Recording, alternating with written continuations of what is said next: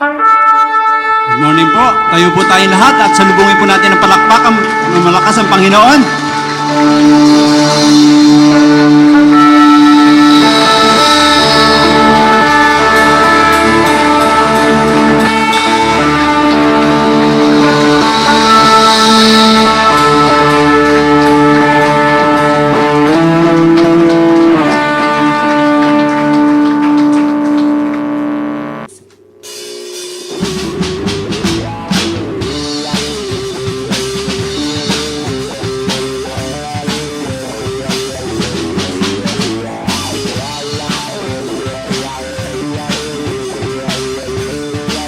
Sama-sama, sama-sama, nagpupuri sa'yo. Sama-sama, umaawit sa'yo.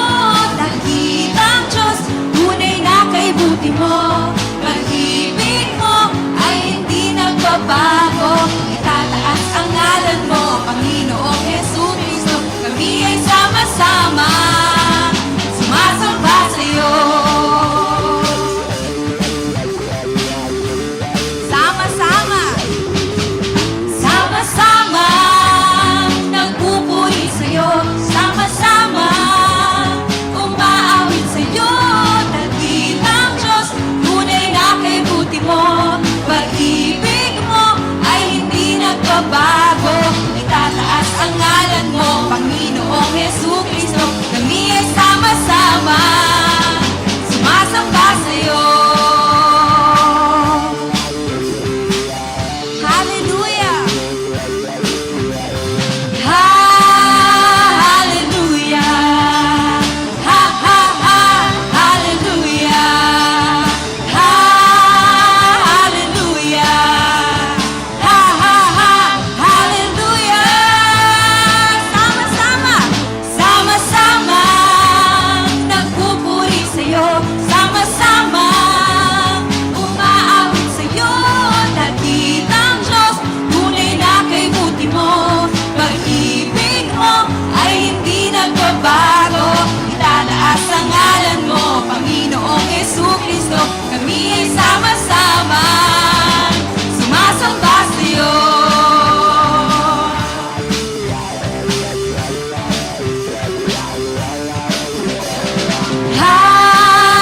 Hallelujah! Ha, ha, ha!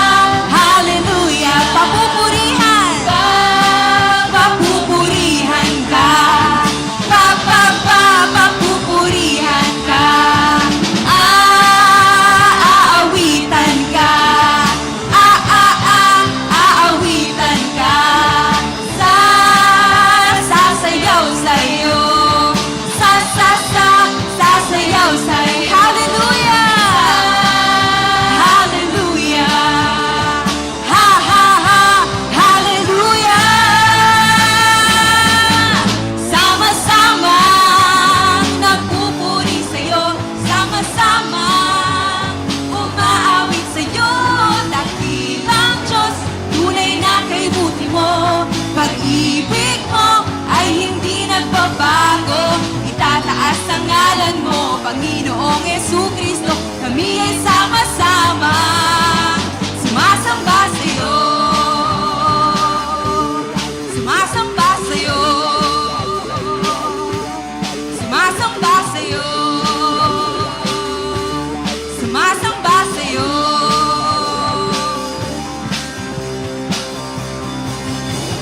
There is a big difference between giving because we have to and giving because we want to.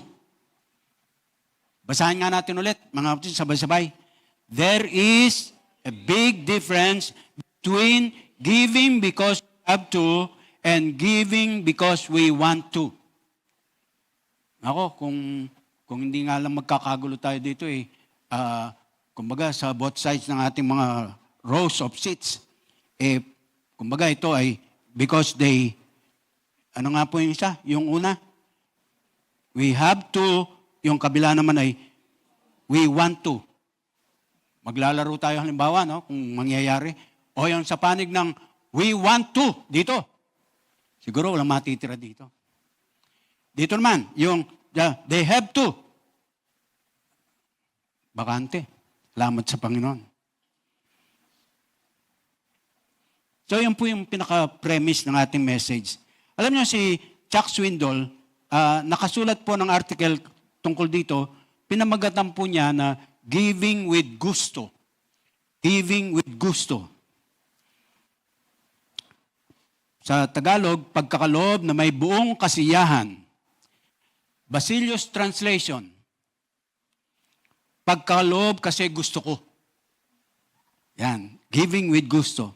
Alam niyo naman ang English meaning ng English word, meaning ng English word na gusto. Merong kasiglahan, merong gana, todo-todo, with gusto.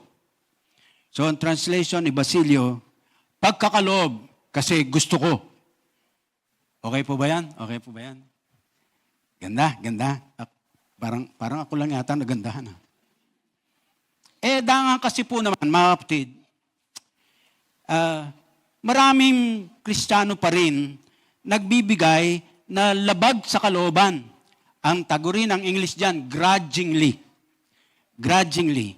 Dahil obligasyon daw. But God wants His people, tayo, to give joyfully from the heart. From the heart. At ang susing talata natin ay ang 2 Corinthians chapter 9, verses 6 and 7. Actual po, verse 7 yung ating nakasulat dyan, pero isinama na po natin ang verse 6. Yung pong pinakasusing talata sa ating mensahe. Pinakikita po ni Apostol Pablo dito sa mga talatang ito, yung saloobin, yung bang ano ang dating kay Lord ng ating pagkakaloob. Let us consider the context. Yung background muna, no? Para lubos nating maintindihan. Ang Korinto, sa panahong iyon, ay isa pong mayamang syudad ng ancient Greece. At bilang gayon po, mga kapatid, kulang man ako sa halimbawa paghahambing, baka pwedeng sa ating bansa, nandyan po yung Makati, yung pong sabihin natin, Vigan, Cebu, baka po yung Zamboanga, at kung ano pa mga key cities in our nation. Sentro po ito ng komersyo, ng pagpapakadalubhasa, ng agam. And at the same time, sentro din po ito ng kalayawan, kahambugan, imoralidad, at ika nga po, makamundong estilo ng pamumuhay. Nasasabi nga po ng ating mga commentaries, hindi po basta mag-aakala ang sino man na may matatayong grupo ng mga mananampalataya doon sa Corinth. Dangan, idolatrous, immoral, vain kind of living so far from God.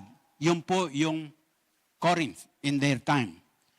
Meron pong nabuong iglesia o kalipunan ng mga mananampalataya sa panguna po ng Apostol Pablo, going places, lalo na particular sa mga Gentile nations or countries, at yun po, pinuntahan niya. At meron na tayong church. Ngayon, yung iglesia pong yan, a year earlier, bago po isulat ni Apostol Pablo ito, nangako, nag-pledge po yung Corinthian church some funds to help the struggling church in Jerusalem. At that time, ang Jerusalem po ay nagdaan po ng salot. Nagkaroon po ng salot at kagutom. Siyempre, naapektuhan po yung mga mananampalataya doon sa church sa Jerusalem. Nangako ngayon yung Corinthian church na tumulong. Kaya sinulatan po sila ni Apostol Pablo para ipaalala ang nangako silang magbibigay ng ayuda. Ayuda. Pamilyar na kayo sa salitang ito ngayon, ano ho? Sino ang hindi nakakalam ng meaning ng ayuda?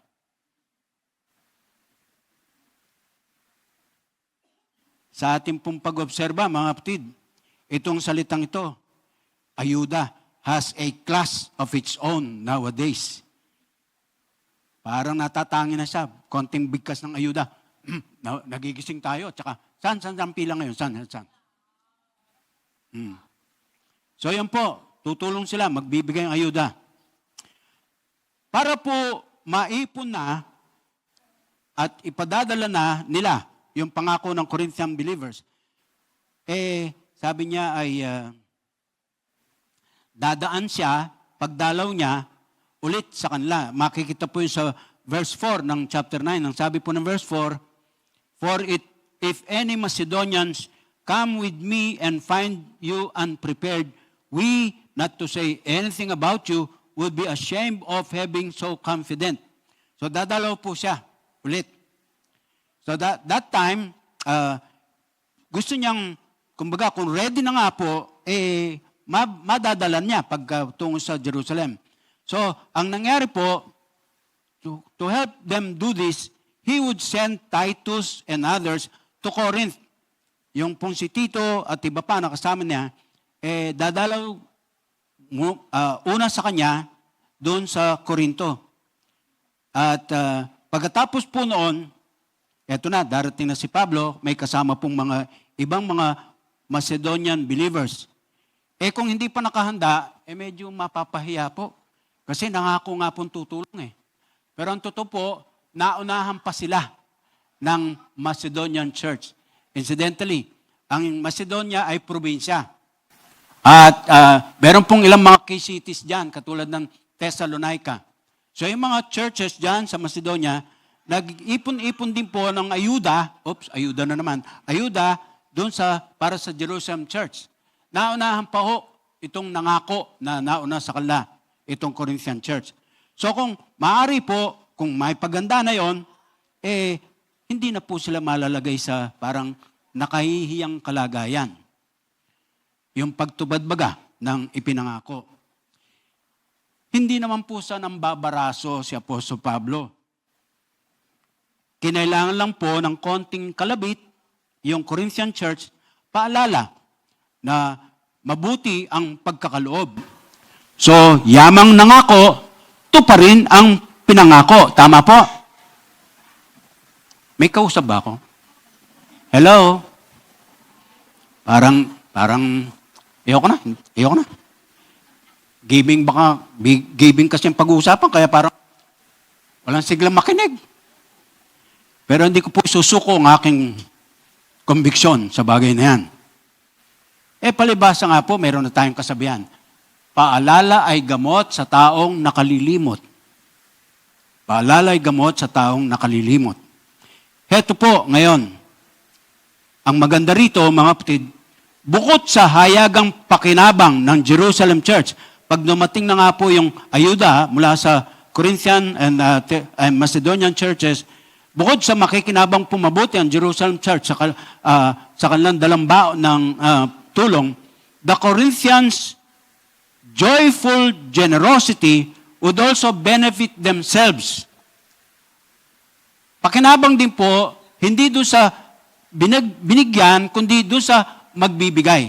Hindi po doon sa tatanggap ng pagkakalob, kundi yung mismong nagkakalob, nagbibigay, meron pong pakinabang na tatanggapin. Thus, let us read verse 6 of chapter 9, 2 Corinthians. Ang wika po rito, remember this, whoever sows sparingly will also reap sparingly, and whoever sows generously will also reap generously. Sowing, reaping. Sowing, reaping. Saan po ninyo madalas na-associate ito sa ating isip? Pagsasaka. Pagsasaka. So sabi niya rito, kumbaga sa isang magsasaka, kapag ka konti ang inihahagis po na binhi o butil, nakalalamang asahan mo, konti rin yung anihin. Pero kapag ka nga sa isang banda ay marami kang nihasik. Nung panahon niya ay paghasik, hindi po yung pag-aararo, hindi po yung kundi paghasik. Marami kang inihasik na butil, nakalalamang marami ka ring anihin. Law of nature, ika nga.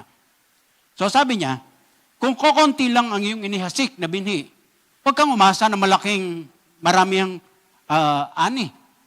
Salip, konti lang, kasi konti lang ang iyong inihasik. Kung marami ang iyong inihasik, umasa ka na marami din ang iyong aanihin. Yung po'y ginamit niya po sa Pablo para iparting sa kanila yung pagkakaroon po ng tamang kaunawan sa pagkakaloob, lalo na sa gawain ng Panginoong Diyos. Hindi po ito parang ipinilit sa mga mananampalataya na bahagi ng kalang gawain bilang may kaugnayan ng personal na sa Panginoon. Kundi ito po ay pagmumulan ng pagpapala. At pagpapalang hindi lang po nakatuon dun sa pinansyal, sa material, at masaganang buhay dito sa mundo, kundi po malawak ang sakop po niyan. So yung sinasabi po na Apostle Pablo rito, lalo na kapag tingnan natin yung verse 10, meron pong clue dyan ng nire-refer na blessing dito. Now, he who supplies seed to the sower and bread for food will also supply and increase your store of seed and will enlarge the harvest of your righteousness. Yung word na yon or phrase na yon, sabi niya ay yung pong binanggit na harvest of your righteousness. So, hindi lang po nakalimita yan doon sa pinansyal na aspeto ng pamumuhay natin. Hindi lang po sinasabi ng banal na kasulatan, pagka kayo nagkaloob at masaganang pagkakaloob, meron kang tatanggapin din na kasaganaan ng pagpapala ng Panginoon. Madalas natin ginagamit ng talata dyan dahil doon sa Luke na sinasabi nga po, siksik, liglig, umaapaw. Pero, pinaliwanag po sa atin sa likod ng pulpitong ito ng ating Panginoon Diyos, mga kapatid, ang konteksto ng talatang yun sa Luke ay tungkol sa pagpapatawaran, sa paghahayag ng pagmamahalan bilang kapatiran. So, yun pong idea. Now, what Paul is saying is this. The more we give to God's work, the more God provides for us so we can keep on giving. Look at verse 11, first part. Ang sabi po ng verse 11, you will be made rich in every way so that you can be generous on every occasion. Hallelujah.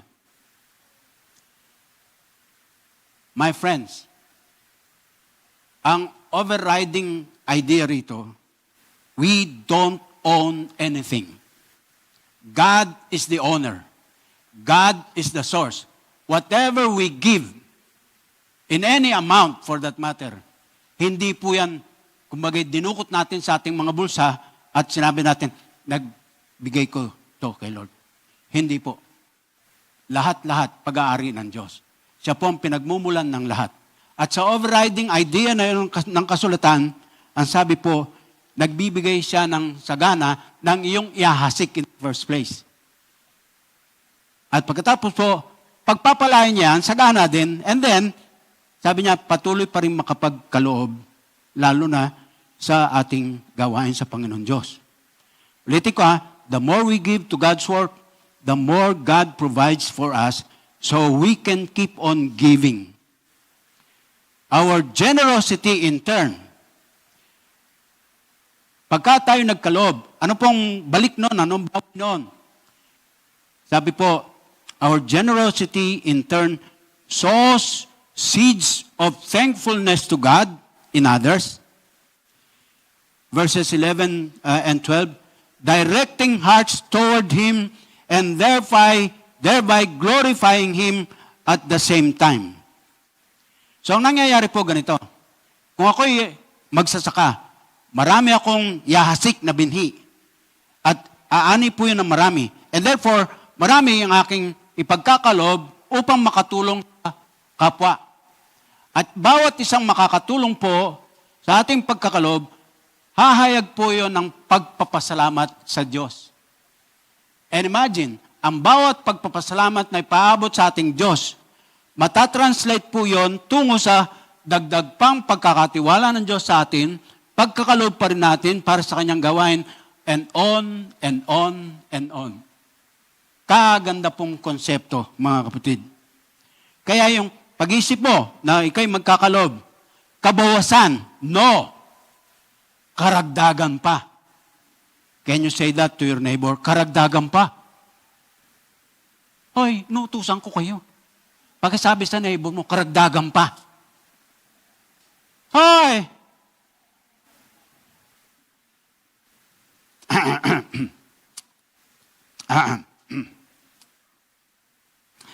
Bukod po dyan, mga kapatid, bukod po dyan, yung pong idea na yung magkaroon ka, yung maramihang pag-asik, maramihang pagkakalobi ka nga, pakinabang, hindi lang para sa mga tutulungan, kundi sa mga magkakalob, sa mga tutulong. Hinamon pa rin po ni Apostol Pablo sa ikalawang punto ng ating pag-aaral, ang Corinthian believers to give cheerfully. To give cheerfully. With gusto. Gusto kong magkaloob, for God delights in the generosity of His children. At yun po sinasabi ng ating verse, sa verse 7. Ano po sabi niya? Each man should give what he has decided in his heart to give, not reluctantly or under compulsion, for God loves a cheerful giver. God delights ng kanyang mga anak, masaya nagkakaloob. Masayang nagkakaloob. Pag-aralan po natin ang talatang ito, mga kapatid. Sino po ba yung tatawagin na cheerful giver? Ito po yung, kumbaga sabi po, someone who gives from the heart, whose giving flows from the inside out. Mula sa puso, bukal sa kalooban, hindi pilit. Basahin po natin ulit. Each man should give what he has decided in his heart to give, not reluctantly or grudgingly or under compulsion. Ang ibig sabihin, feeling forced, na puwersa, napilitan because of what others say or think. Kung hindi ako magkakalob, baka kung anong isipin ng aking katabi. O kung anong isipin nila sa akin, maramot. For God, sabi niya, loves a cheerful giver. Ang word na ginamit po dito sa original language ng New Testament, Greek, hilaros. Hilaros. From which we get our word, hilarious. Kaya kung kayo po may pangalang Hilario, yan po yun, cheerful ang meaning. Meron kaming professor sa Phibias, nang nag-aaral po kami sa Bible School, si Sir Hilarion Gusto. Tingnan nyo Hilarion, cheerful, gusto, cheerful. Total, nasa piling na naman po siya ng Panginoon, di na niya marinig ito. At hopefully, di po siya nanonood sa atin ngayon. Itong si Dr. Gusto, ano ba yung temperament type na, yung relax lang, yung phlegmatic. Nanonood po ng boxing, yung kanyang siya, tsaka yung kanyang mga anak na lalaki. Katuan, no? At kung ano pa, no? At nung mapabagsak na yung kalaban doon sa nagbo-boxing, hiyawan yung kanyang mga anak. Sigaw-sigaw pa. Siya ho, ganyan lang. At nung magpatalastas, tsaka lang siya tumawa. At yung tawa niya, yan lang po. Masaya na siya nun. Pero itong lalaki ng Diyos na ito, ginamit po ng Panginoon para sa pag-uhubog sa amin, sa pagtuturo po niya sa Bible School. Hilaros. Hindi lang po basta nakangiti. Ngumiti nga kayo, mga kapatid. Yun na ba yan? Yan na ba yung talagang todo na ba yan? Hindi lang po basta masaya. Hindi lang po basta tumatawa. Ang hilaros or hilarious, humahalakhak. Tumalakak tayo. Halakak ng gutom niya. Yun po yung word na hilaros. At mga kapatid, ito pa maganda rito. Doon sa rules of grammar, sa kanilang lengguwahe ng panahong iyon, kung ano daw po sa isang sentence, kung ano po yung salita o grupo ng salita na pinaka-importante doon sa pangungusap na yan, doon sa sentence na yan, siya pong nilalagay sa bungad. Siya pong nilalagay sa bungad. Rules of grammar sa kanilang panahon, sa kanilang mga lengguwahe. At ang pinupuntos dito, mga kapatid, ang pinakamahalagang bahagi ng pangungusap na yan ay yung sinabi, yung bandang huli, ang sabi ng verse 7, "For God loves a cheerful giver." Yung po, lumalabas, according to our scholars, ang pinakamahalagang parte ng pangungusap. So, sa ating pong rules of grammar in English, bagay na ilagay sa bungad. Referring to the fact that God, for the hilarious giver, God prizes. Pinapahalagan ng Diyos ang masayang nagkakaloob, masayang pagbibigay. Kaya sabi niya, kung gagamitin po natin sa ating panahon ngayon, ang rule of grammar na yon, iuna natin, God loves a cheerful giver. So, at saka natin susunod, each man should give what he has decided in his heart to give, not reluctantly or under compulsion. Dapat ganun daw pong pagkakasunod ng pagbasa, pagsulat ng pangungusap na yon. Kapatid, ulitin natin. Minamahalagahan, ginugusto ng Diyos na tayo ay masaya sa pagkakaloob. Kasiyahan, katuwa ng kanyang kalooban. Dangan nga naman kasi po, mga kapatid, logically, kaya po dapat ganun tayo, kasi sa haba ng panahon ng ating buhay, dito sa mundong ibabaw, hanggang ngayon, sa iba't ibang mga pamamaraan, sa iba't ibang mga panapanahon ng ating buhay, tumatanggap at tatanggap pa tayo ng mga pagpapala mula sa ating Panginoon Diyos.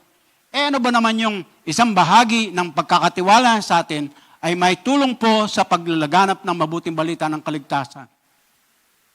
MCF is an example.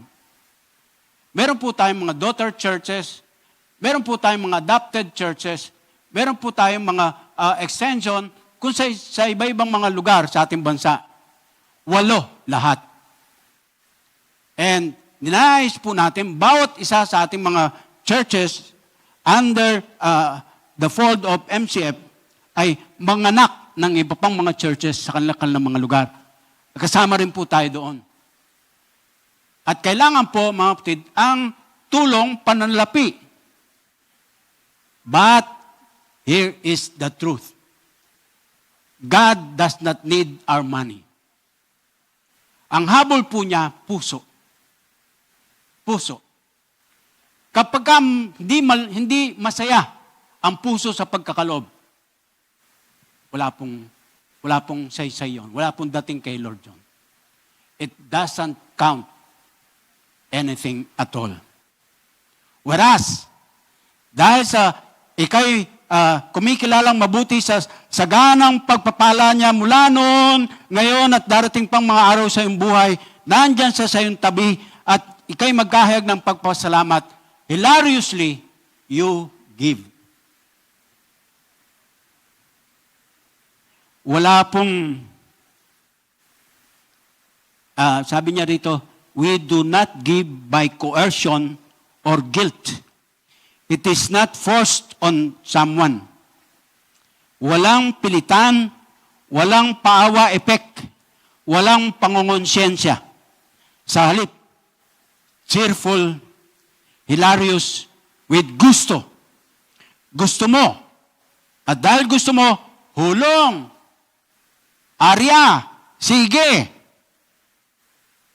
At alam niyo po ba, mga kapatid, dito lang daw ginamit ang salitang hilaros dito sa talatang binasa natin. And how interesting that is.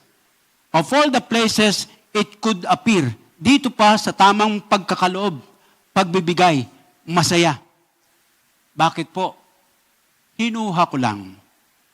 Gusto ni Lord, ang ating tatay sa langit, maging masaya din tayo sa aspetong ito ng ating buhay. Ating pagkaroon ng personal na kaugnayan sa ating Panginoon, maging masaya din ang puso natin sa pagkakaloob. Hindi po yung masaya tayo sa lahat ng ibang larangan ng ating buhay, okay lang at maayos at talagang nag-enjoy tayo. Pagdating sa pagkakaloob, nakasimangot tayo. Gusto rin po ng ating Diyos, maging masaya tayo sa pagkakaloob. Amen! Amen!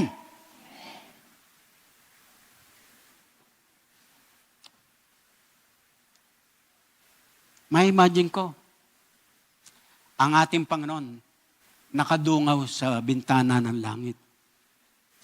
Nandito po, nakatingin siya sa atin. At na-imagine ko na nakikita po niya tayo. Pag-akyat natin dyan, sa hagdan, pag-akyat dito sa worship hall, hawak na sa kamay natin yung ating offering. Naka-envelope man o hindi. Cheque man o cash. Barya man o papel. And I hope to God, papel, hindi bubarya. At kung papel man ay mula sa kulay orange, ano yung denominasyon ng kulay orange? 20. Mula sa kulay orange, maging pula, maging violet, maging green, 200. Maging dilaw, maging asul. Yan. Ba? Kabisado ang mga denominations. Mula sa paisa-isang mukha ng ating mga bayani hanggang sa dalawa-dalawa at tatlo-tatlo na mga mukha. At ngayon, iba't ibang mga hayop at ibon. At pwede rin po ang anumang currency sa anumang bansa ng mundo. E di packet ka na. Hawak mo na ang iyong offering. Andiyan po sa mga tapat ng ating mga daanan, yung box ng ating tithes and offering. Yung bang pagkakahawak mo, kapatid, parang sobrang higpit naman. Nalamukos na po sa iyong mga palad. At para bang ang dating ay, parang ayaw mong bitiwan. Huwag naman po sanang gano'n. Huwag naman po sanang gano'n. O kaya po, wala pa po ako narinig na parang nalilitan do sa butas hulugan ng ating box. Yung paghuhulugan mo yung butas. Wala pa po ako narinig, salamat sa Panginoon, na parang masikip maliit itong butas ng nahulugan ng ating offering. Kung magkagayon po, pagka may narinig ako, paluluwagan ko po yan. Kalahati na ng box. Pabubuksan na natin.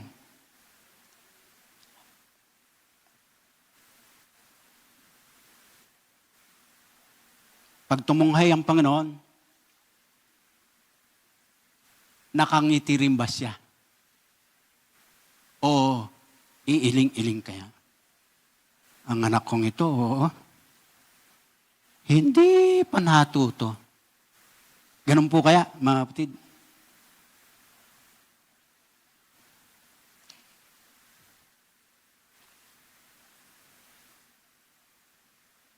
Palawagan natin yung butas hulugan. Para kahit gaano kakapal, gaano kalapad yung bungkos, kayang ihulog. Kung may imagine po natin si Lord nakadungaw sa atin, nawa po, ayon sa pagtuturo ng kanyang kasulatan, ganun nga po tayo magkakaloob. Ngayon, ang tanong, gusto po ba nating maging cheerful giver? Gusto po ba nating pasayahin si Lord sa masayang pusong pagkakaloob? Gusto po ba nating makasali sa programa ni Lord in winning the world for Him? Diyan po tayo tinawag, mga kapatid. Hindi man po tayo lahat makakahayo. Pero sa pagkakaloob po natin, we can send others called for missions plan dictated by the Great Commission.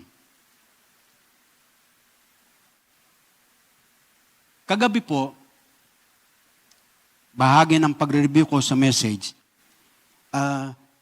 bumabalik-balik sa aking isip yung pagkukwento ko sana ng mga pambihirang gawa ng Diyos dito sa atin.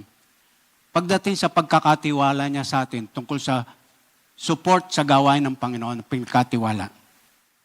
Di ba, nung nakaraan, di ko na po napigilan sarili ko, may kwento sa inyo, out of the blue, ika nga. Walang nakakakilala, hindi inaasahan ng sinuman. Meron pong nagabot sa atin, sa meeting po ng ating council, ng brown envelope, manager's check ang laman, nagkakahalaga ng 590,000 K. Hindi po alam kung kanino nanggaling. So nagtatalo yung isip ko, baka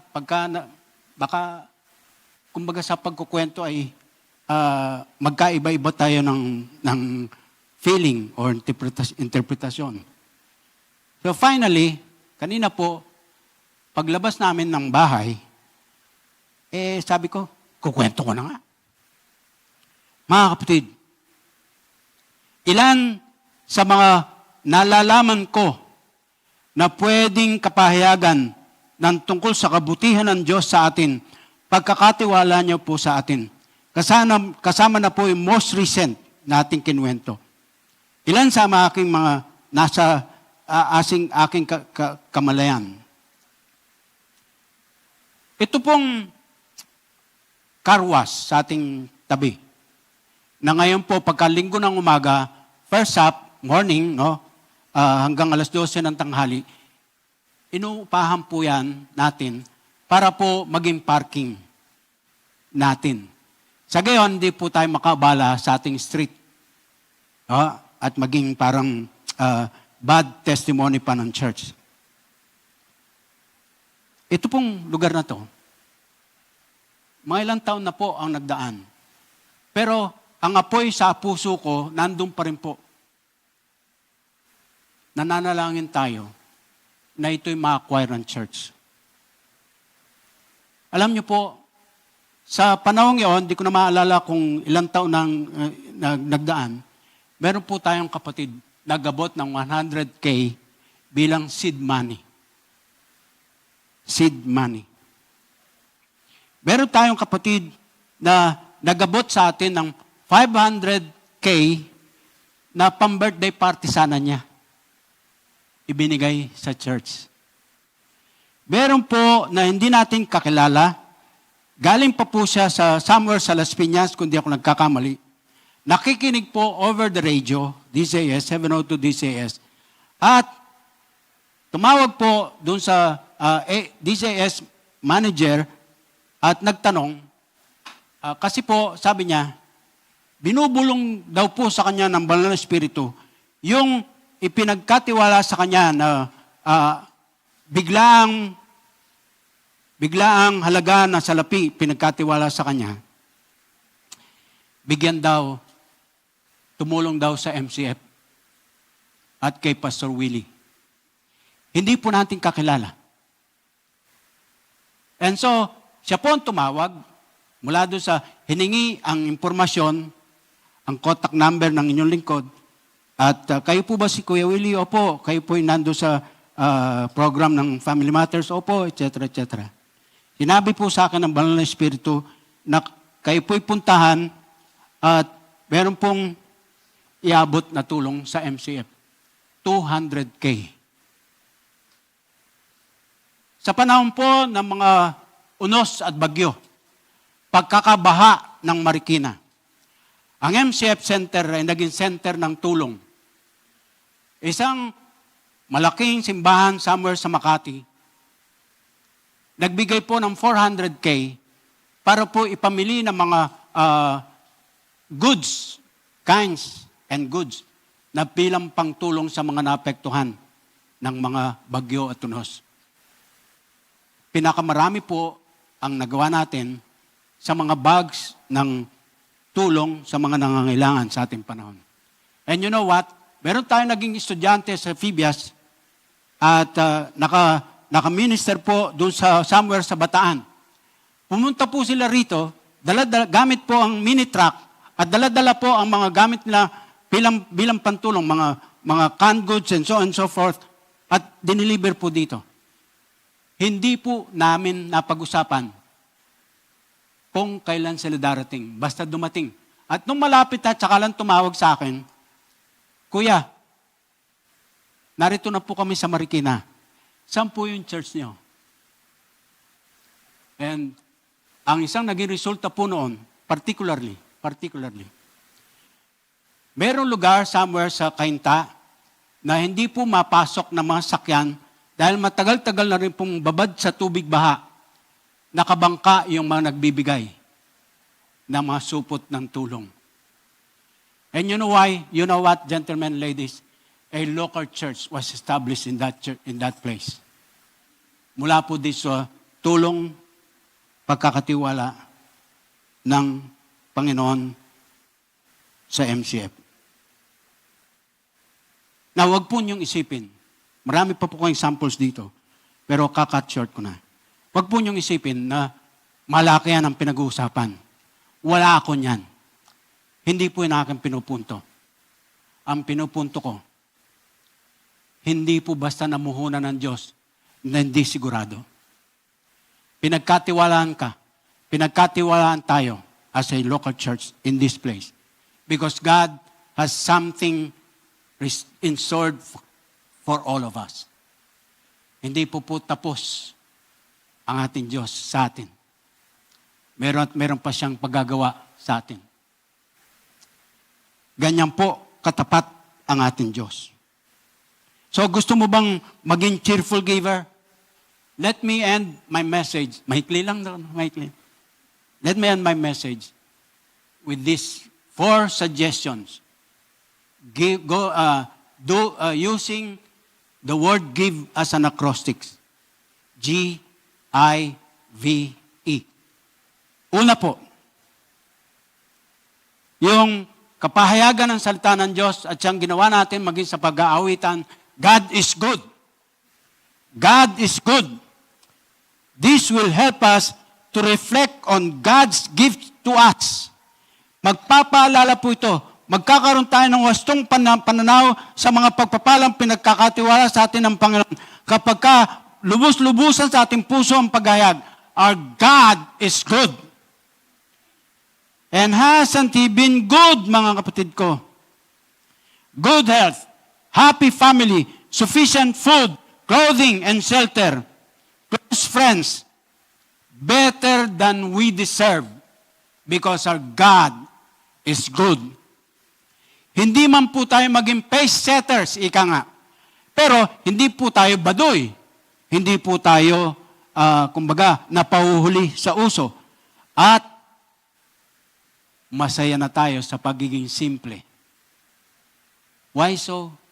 Because your God, my God, our God is good. Ikalawa, letter I, invoke God's promises regarding generosity.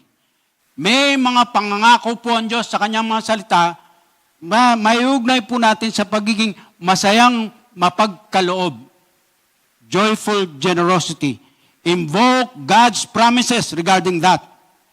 Hindi po kailanman nagkukulang ang ating Diyos. Meron po siyang tamang paraan, tamang panahon upang sa atin ang kanyang ayuda. At kung may pagkakataon po, yung ayuda sa gamit natin sa ating panahon ay naabuso, dapat sana kung sa halagahan, sa pera, kunwari mo, 1,000, 100 lang darating sa iyo, kinurakot na po ng iba. Hindi po ganon sa ating Diyos. Siya po tapat. Kaya invoke natin, ipahayag po natin, hingin natin mismo mula sa Kanya. At patunayan po natin sa ating karanasan na tayo po ay pinagpapala ng ating Panginoon. Ang awit 136, 26 verses in all. Nagpapahayag po ng katapatan ng Diyos. For in all 26 verses, second part of every verse, ang pinaka-refrain ng awiting iyon, naghahayag, His love endures forever. His love endures forever. Pag binasa po ninyo ang Psalm 136, you will come up with the whole parang summary ng kabuuan ng kapahayagan ng Diyos sa kanyang mga salita. Mula sa creation, mula sa history piniling bayang Israel, hanggang doon sa redemption, sa pamagitan ng ating Panginoon Kristo na galing ng kanyang buhay sa krus, hanggang sa eternity nating tinatanaw. Sabi po ng mga talata, His love endures forever. Mamaya, magkakainan tayo. Yung inihanda po ninyo, titikman ko.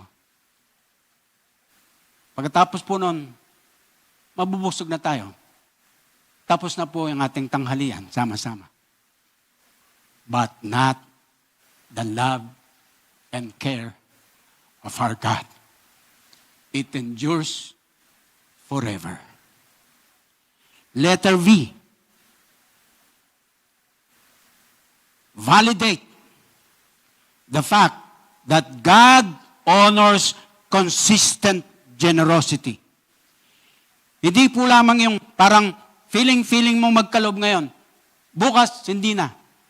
Hindi po yung, kumbaga, wag namang mangyari pa. Put an end to this, gentlemen and ladies. Nangyayari pa rin po na hindi tayo sasamba kasi wala tayong pang-offering. Kasalanan po yan sa Diyos. Huwag kang titigil sa pagsamba.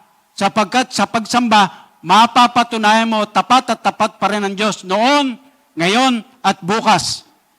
Validate the fact that God honors consistent generosity. Simply go for it. Just do it.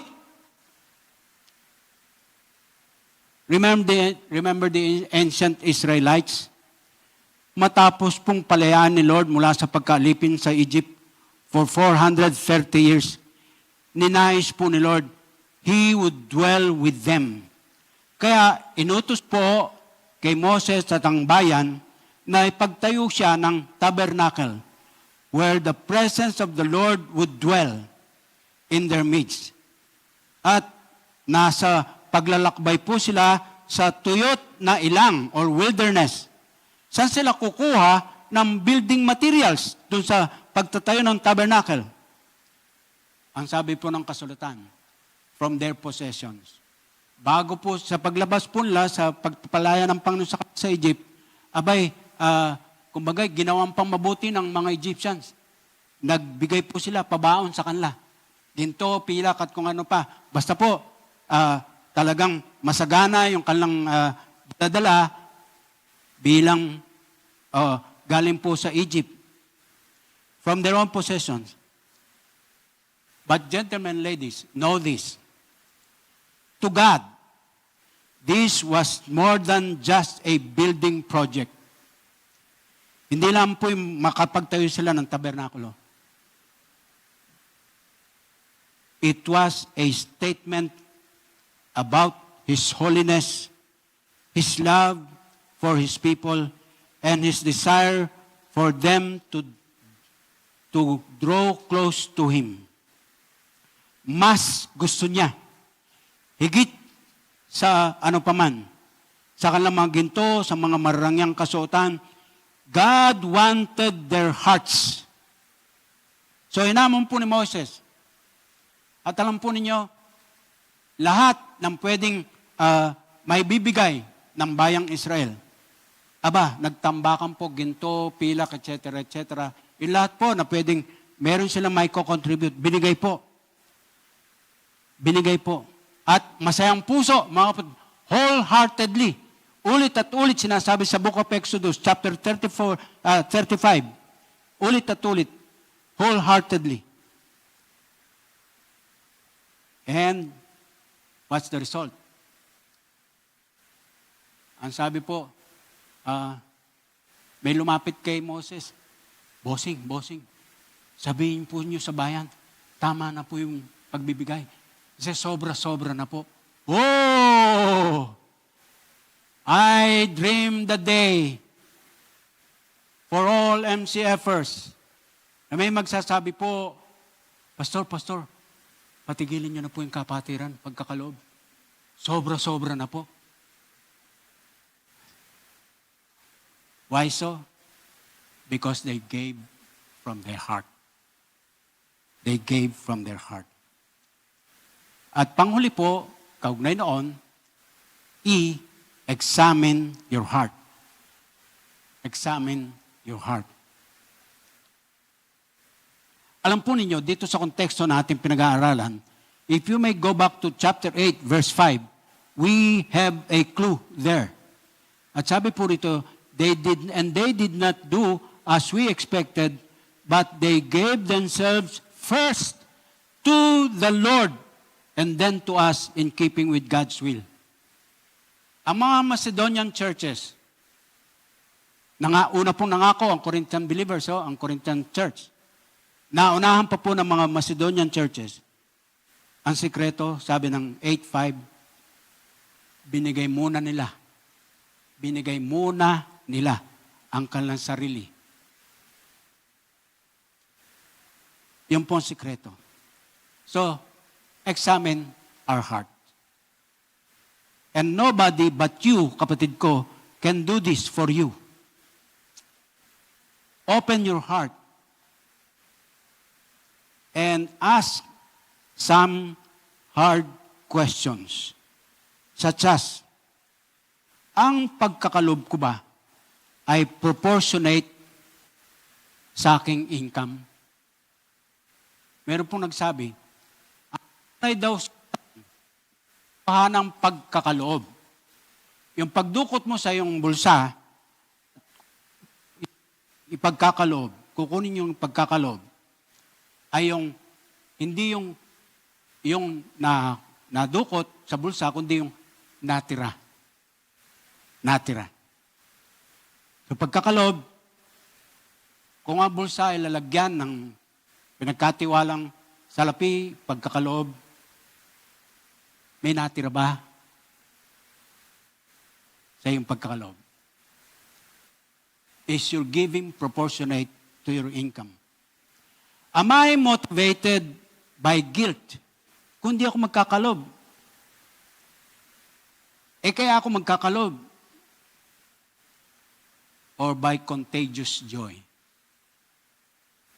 Walang pagsasalang-alang sa sasabihin ng kapwa, kundi masaya ako magkakalob. Magkakalob. If someone else know or knew, kung alam na, if someone else knew the level of my giving to God's work, will I be a model to follow? Magiging mahusay kaya akong halimbawa na susundan ng aking mga kapatid kung alam nila ang level ng aking pagkakaloob. Have I prayed about giving? Or am I just an impulsive responder? Sa ating church, ang conviction po ng ating pamunuan, hindi po natin ipagkakatiwala sa ibang pastor, mag-invite tayo ng guest speaker para mag-preach tungkol sa giving. Conviction po ng ating pamunuan, pananagutan po namin ito bilang lingkod ng Diyos na tinawag dito sa MCF. Bahagi po ng aking papel, mag-preach sa inyo tungkol sa giving. At hindi po ako nanghihingi. Hindi po para sa akin. So ginagawa ko po lamang ang aking tungkulin sa inyo mga kapatid. Pero ang final na tugon ay manggagaling po sa bawat isa sa atin. Mga kapatid, na-bless po ba kayo? Amen. Amen. Mas gaganahan po ba kayong kumain sa pagsasalo-salo natin pagkatapos? Ay, wala na sumagot. Ihulog niyo na po yung inyong tithes and offerings sa ating mga tithes boxes. At kung maaari, simpleng paraan ng pagpapasa sa susunod na henerasyon. May pagkakalob ka, kapatid, sa Panginoon. At kung meron kang anak o apo, sama mo siya at siyang maghulog ng iyong offering. Pinaka-natural na paraan ng pagtuturo sa susunod na henerasyon. Kalalakan po ng ating mga anak yan at magiging estilo ng kanilang pamumuhay sa kanilang paglaki. And with that, gentlemen and ladies, para makakain na tayo, tapusin po natin ang mensahe sa sama-samang panalangin. Let's pray. Panginoon namin Diyos, salamat po. Masagana ang mga pagpapala po ninyo sa amin. Not deserving anything at all. Wala po kami may pagmamalaki na ano paman masasabi namin. Pagpapalaan mo ako, Lord, kasi. No. Simple. Ang iyong panuntunan ay naghahayag. Mabuting Diyos kayo. Hindi nyo hold ang blessing na laan para sa iyong mga anak. Sa halip, pinagkakatiwalaan nyo po bawat isa sa amin ng mga pagpapalang yan. But God, we are not storehouses ng blessings nyo. Hindi po kami taga-imbak lamang. Hindi po kami mga bodega lang ng iyong pagpapala. Sa halip, kami po ay daluyan ng iyong pagpapala. Lalo pat higit sa pagpapalang kaligtasan at katiyakan ng buhay na walang hanggan, na siyang sabi ni Apostol Pablo, undescribable gift. Salamat po, Panginoong Hesus. Pinagpala niyo pong mensahe niyo sa amin at iniaalay po namin ang kapurihan sa inyo at sa inyo lang.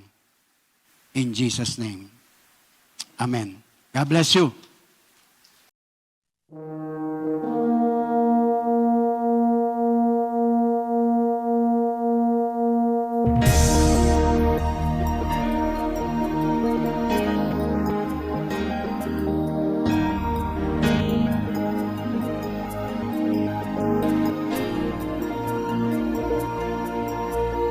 Make us your showcase, an attraction for you, that others may see who you really are, and what you can do. And once they know you, they will love and serve